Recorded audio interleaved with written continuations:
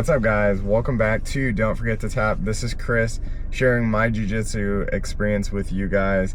I made some notes on the phone today because today I want to do an episode. Since it's the beginning of 2025, I figured I'd make an episode for all the people that are out there thinking about doing jiu-jitsu maybe for the first time or just started, and how to kind of go about that, right? So there's a number of things and there's so many benefits to jiu-jitsu, but also you have to remember that there's a lot that goes into it, and jiu-jitsu is not an overnight success kind of program.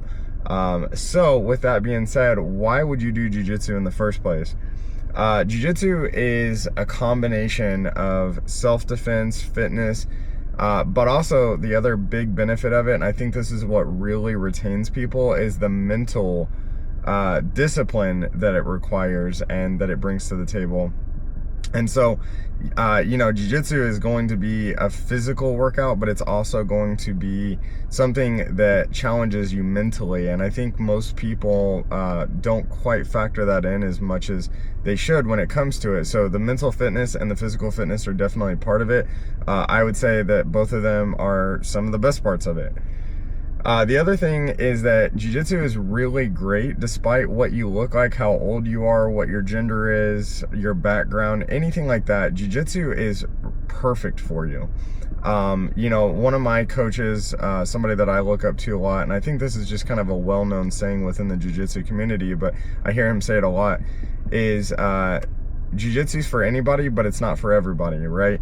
So at my gym that I train at, we have a combination. We have literally somebody that started jiu-jitsu, I believe, at 72, who I've done an interview in this platform before, so feel free to go check that out. His name is Bruce. He's phenomenal, and he's an absolute beast at jiu-jitsu. But the other thing too is maybe you're out of shape, maybe you're coming from some trauma in your life or an injury or something that's held you back, or maybe it's more of some of the mental scars like depression or anxiety or anything like that. I myself have dealt with depression and anxiety for the majority of my life, and it continues to be a fight, but jiu-jitsu is something that is in your corner when it comes to things like that, and it's such a great thing, such a great community. So it's great for everybody that is willing to step onto the mats and willing to be a beginner. But this is one of the biggest things, especially for people that are first kind of starting out, is especially for the guys,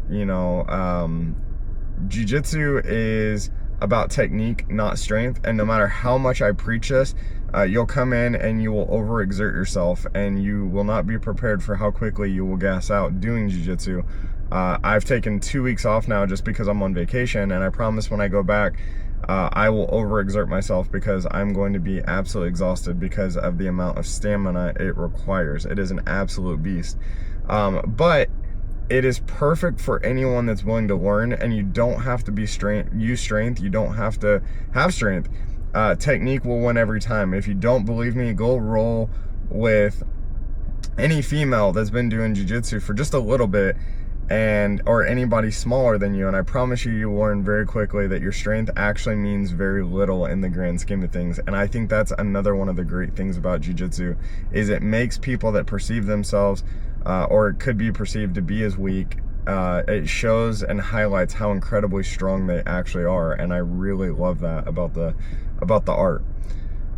So let's talk about how to get started, how to contact them. What I did was I emailed them, I called. I highly recommend doing that in advance, just because it's going to give you an opportunity to get familiar with the classes. If the gym has any special requirements, it's going to allow you to touch base with them, and for them to do that, fill out the waiver in advance, pay any dues in advance. If there's a way to coordinate a uniform in advance, if that's a thing, then you can do that. And if not, then at least you know what to expect going into it.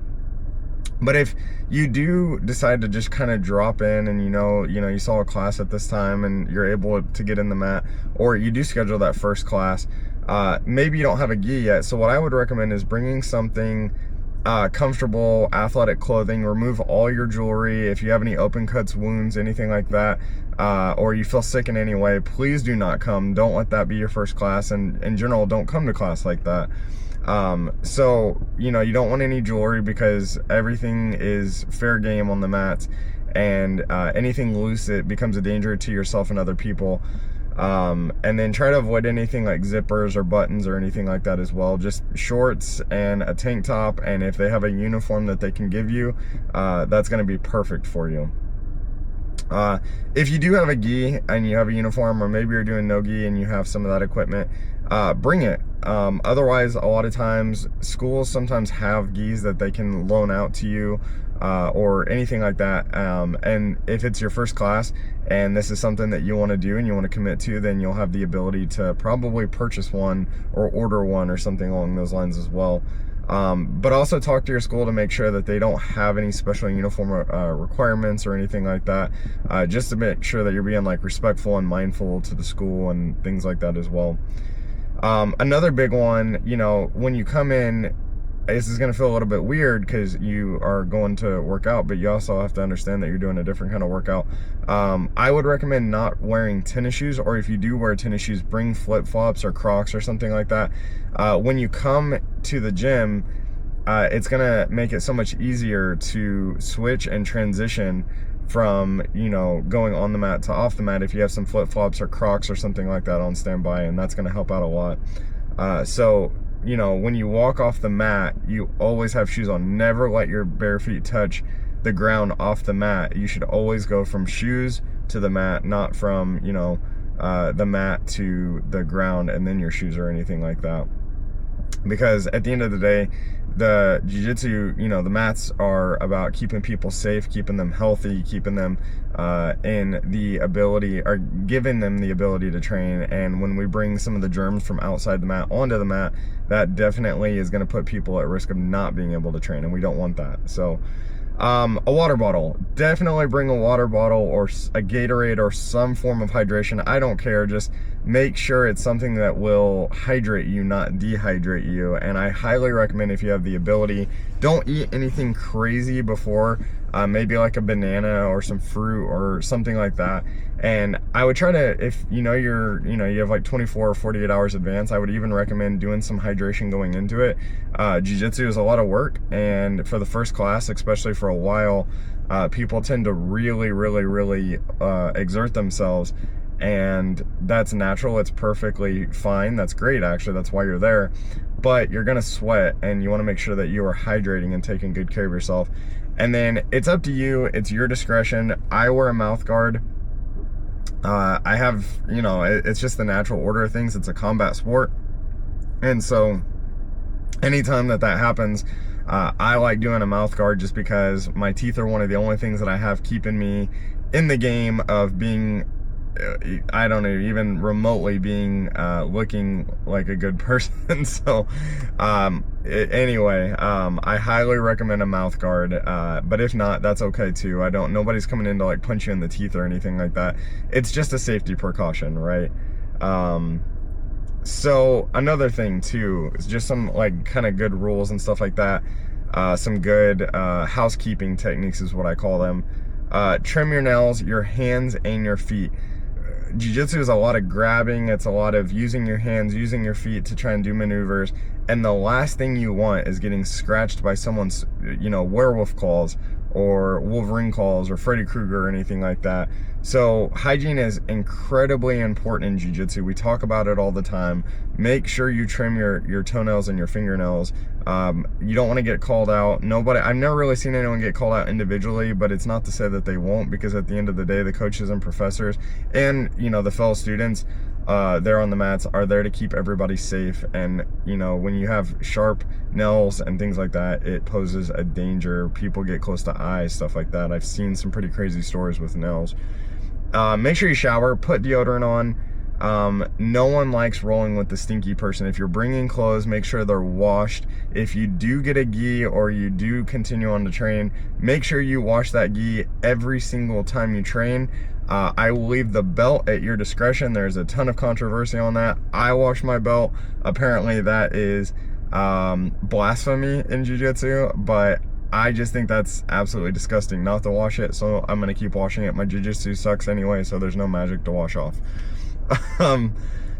Like we said, jewelry, earrings, rings, necklaces, monitors, any of it, leave that off. You know, it's just a really bad idea to bring external jewelry and equipment onto the mat, because it poses a danger. And probably the most important thing that you can bring onto the mats is a good attitude. When you come in, you know, there's going to be a lot happening really quickly, and you're going to try to catch on, and depending on your temperament, you're either going to go into it full steam ahead, or you're going to kind of lay back and go slow with it. And having a really good attitude about this makes all the difference. So please, please, please come in with a good attitude and a willingness to learn, and I promise you jiu-jitsu will be such a great experience for you. You'll find that the people are absolutely amazing, incredible. It's a lot of fun. It has so many benefits. But I highly recommend know what you're coming into and be prepared to learn, because that's what you're there to do. And also, you know, before you step on the mats, many places that I've gone to and I've trained in, you know, I'm still a white belt, but I've had luckily the opportunity to train around the nation, is many of them do require you to bow going into the mat. So just touch base, maybe check out the website, check out their social media or whatever, and just kind of get familiar with what the rule sets are and things like that.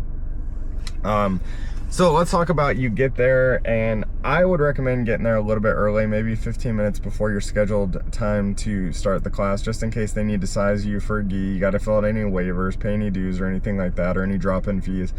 But also, you know, when you get in there, you're going to orient yourself to the mat, and what to expect is warm-ups. Warm-ups, every place I've gone is a little bit different. Where at my school, we have a set warm-up, and I like that a lot. It gives me like a very good idea of what to expect. But some things to expect is like shrimping. Sometimes you can roll a little bit of light cardio, some push-ups, sit-ups, and a whole lot of stretching, typically as a formation, and how it all kind of goes. And then from there, you know, how my school goes is they're going to teach you a technique, they're going to have you practice the technique, and they're going to have you practice it over and over and over. And it's okay if you don't know what to do. They're going to spend as much time, and your partners are going to help you as much as they can. But at the end of the day, jiu-jitsu is a lot of repetition, and it's just because it's so technical and there's so much to it that repetition really is one of the best things you can do to learn it. Then there's, you know, just continuous drilling. Typically at my school anyway, we learn about 3 techniques a night, and then we'll do what's called situational sparring. And sometimes we do some real sparring. I go to the, you know, the fundamentals class still. There are advanced class options, but typically you can't attend advanced classes at many schools I've gone to unless you're at a certain rank within jiu-jitsu. And then, you know, if you do sparring, don't feel obligated to spar. You know, you don't have to spar. You don't have to spar with any particular individuals. You're more than welcome to say no. You remember that you're choosing to be there at the end of the day. But sparring is a great experience. If you're hurt or you're injured or you're scared, and it's okay. I'm terrified to roll with a lot of people. They're absolute monsters. But just let them know, you know, I just want to go slow. I just want to focus on this. I want to work on this. And they, you know, anybody most people that have a colored belt, but I would say purple and beyond especially, are going to know exactly how to dial the training to what you need and what to expect. You know, another thing too to be mindful of is typically any purple belts, there are some blue belts too, but anybody that is a teacher there that's not a black belt, we typically refer to as coach. So that can be a blue belt, purple, or a brown belt. And then anybody that is a black belt, we refer to as professor. So if you hear those terms, they're just technical terms. They only apply to jiu-jitsu that I'm aware of anyway. But it is protocol, and it is proper to address someone teaching the class as coach or professor. Talk to them, find out what they would prefer, what their preferences are. Or maybe you just have a laid back gym and they just, hey Bob, you know, whatever their preference is. But that's up to them.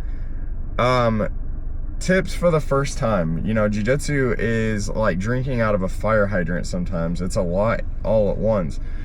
Don't compare yourselves to others. Your journey is completely different than other people's. It's gonna look completely different, and that's a beautiful thing. When it comes down to it, you know, tapping, there's different ways to tap. You can tap verbally by saying tap. You can hit the mat, or you can tap your partner. But tap often and tap early. Don't be the guy or the girl that is trying to hold on to something out of pride or ego, because that's how people get hurt. So if you feel pressure, if you feel like, you know, the choke is set in, and you don't know the way out of it, and you're just kind of sitting there to struggle, then tap, reset, and try again. There's nothing wrong with that. It's like a second life in a video game. So listen closely to the instructors and ask questions. You know, there is a fine line, I feel like, between asking too many questions and not asking enough questions, right? Don't be the person, because sometimes the technique will unfold for you, but then sometimes there are people that just ask questions about every little thing. Well, what if I do this? Or, well, that won't work if I do that. Well, you'll probably get to that in a different class on why it will work or why it won't, or maybe they'll cover it in the next move that they teach. But if you don't understand something, or you just want to overall know a general, you know, idea of how to place your hands, or a grip, or, you know, make sure you're doing it right, for the betterment of being a good training partner and doing it the right way, then I think asking questions is such a great thing. And don't be afraid to ask questions, right? No one's going to judge you. Chances are everyone on the wall has the exact same question as you. They're just too scared or too shy to ask it. So ask questions. Just don't be the person that's questioning it. I think that's a good way to put it. Ask questions, but don't question, right? Don't question the technique. Don't question the professor. Don't question the coach. But ask questions about what they're teaching you, because that's going to make them a better teacher, and it's going to make you a better student. So expect to feel tired and expect to feel sore. It's normal. You are going to feel like more than likely, if I were a betting man, you're going to feel like you got hit by a train the next day. I did, and it was so much fun. I remember being so sore, but I knew that it was so gratifying to feel that. Expect to feel tired, expect to feel fatigue. You're going to, it's the natural order of things. It's okay. It's perfectly natural, I promise. And then be respectful. You know, the culture of jiu-jitsu is a very friendly one. It's a great culture to be a part of, but make sure you're being respectful. Don't get angry. Don't come at people out of anger. It's never out of anger. It's the coolest place in the world, because someone can choke the living crap out of you, or, you know, borderline, break your arm and be your best friend. And it's never to hurt you, and no one's actually gonna break your arm or choke you out or anything like that. But that's where you gotta understand your limits and tapping and things like that, because at the end of the day, everyone is there to get better, not to hurt each other. So jiu-jitsu is this great community of people and places that allow you to go somewhere and meet phenomenal people that are incredibly deadly but incredibly cool at the same time. And it's such a great vibe and great culture to be a part of. And then why I would recommend sticking with it. You're going to get stronger, you're going to get more fit, but I think you're going to understand that you're going to have more confidence too, walking around the world.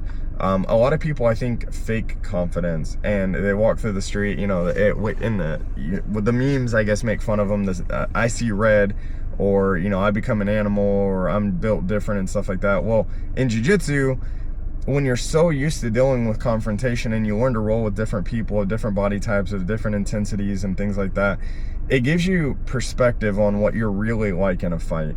And the goal is to never have to fight. You should never want to go into any situation. You should never want to learn jiu-jitsu so you can go pick fights. But it's to prepare you for a situation that if you have to defend yourself, if you have to defend the people that you love and care about, then you can, right?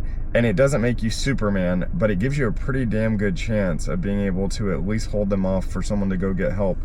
And I think that that's pretty cool. But you're going to feel better about yourself. You're going to feel stronger. You're going to be sore. Injuries happen, things like that. But overall, you're going to feel a big difference. And then jiu-jitsu builds community and friendship. You know, moving into a big city, one of the things I struggled with the most was making friends and meeting people. And that's ironic, because you'd think in a city it's so easy to do. But cities, oftentimes, people, you know, they have a little bit of a different pace of life, and they move a little bit quicker in cities, and so it was hard to connect to people. And jiu-jitsu was the first place that I went in San Antonio, particularly, which is a beautifully friendly city, but it was such a great city that allowed me to go make community, meet friends, and what I believe are going to be people that I am friends with for the rest of my life, and I'm going to continue to love to watch them grow in jiu-jitsu. And I know they're going to continue to be proud of me and support me in my destination and what I do here on Don't Forget to Tap. So the people are incredible. I don't think you'll ever really meet people like them. For my military people out there, if you come from a military background and maybe you got out of the military, Jiu-Jitsu is the closest possible community, in my opinion, that you will get to the military and not be in the military. In some ways, I think it's better. Decide for yourself. That's up to you. But I love Jiu-Jitsu. I love the culture, and I think it has that rank structure and everything like that. So Jiu-Jitsu is great for veterans and people of the military culture. And understand that the journey is long. This is not a quick thing. Jiu-Jitsu, from my understanding and what I know of it, going on about 2.5 years in, is the slowest progression, but it's also got the highest retention. So for example, I believe the average, if I did my research correctly, in any denomination of Jiu-Jitsu is about 10 to 12 years to become a black belt.